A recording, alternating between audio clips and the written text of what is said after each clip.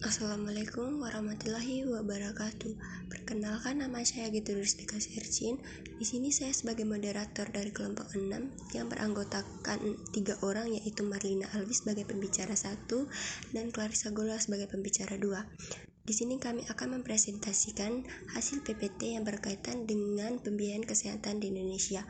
Kepada pemateri 1, saya persilahkan. Baik, terima kasih kepada moderator yang telah memberikan kesempatan kepada saya. Di sini saya akan menjelaskan tentang pembiayaan kesehatan di Indonesia. Pengertian sistem pembiayaan kesehatan menurut Maria Luanti tahun 2020.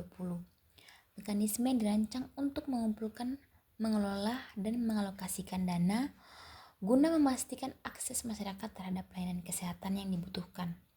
Sistem ini mencakup beberapa sumber pendanaan seperti anggaran pemerintah, asuransi sosial, asuransi kesehatan swasta, dan pembayaran langsung. Menurut Yulianti, ada beberapa pendekatan utama dalam pembiayaan kesehatan yang ideal. Yang pertama, pembiayaan publik. Sistem ini mengandalkan dana dari pemerintah yang berasal dari pajak atau pendapatan negara lainnya. Pembiayaan publik dapat berupa subsidi atau asuransi kesehatan nasional yang dibiayai negara. Sistem ini bertujuan untuk memastikan akses layanan kesehatan bagi seluruh penduduk, khususnya yang kurang mampu. Yang kedua, asuransi kesehatan sosial. Ini adalah model yang berbasis kontribusi, di mana sebagian besar dana berasal dari kontribusi pekerja dan pemberi kerja.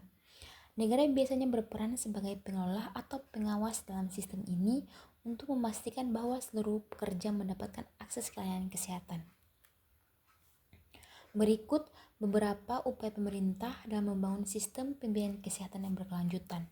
Yang pertama, meningkatkan alokasi anggaran untuk kesehatan. Contohnya, menekankan pemerintah untuk memperkuat anggaran kesehatan nasional agar dapat mencakup kebutuhan kesehatan seluruh masyarakat bagi kurang mampu dan rentan.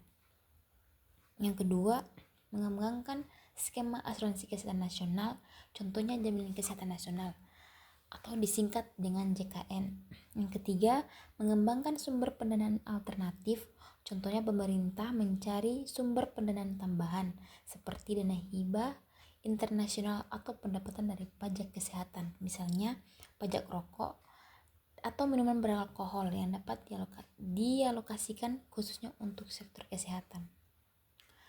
Menemukan peluang untuk memperkuat sistem pembiayaan kesehatan di Indonesia menurut Maria Luanti tahun 2020. Yang pertama, optimalisasi sistem jaminan kesehatan nasional atau JKN. Yang kedua, pemanfaatan teknologi untuk efisiensi. Yang ketiga, kerjasama dengan sektor swasta. Yang keempat, peningkatan penerimaan pajak kesehatan khusus. Yang kelima, mendorong investasi dalam sumber daya kesehatan. Yang keenam, edukasi dan peningkatan kepatuhan iuran peserta.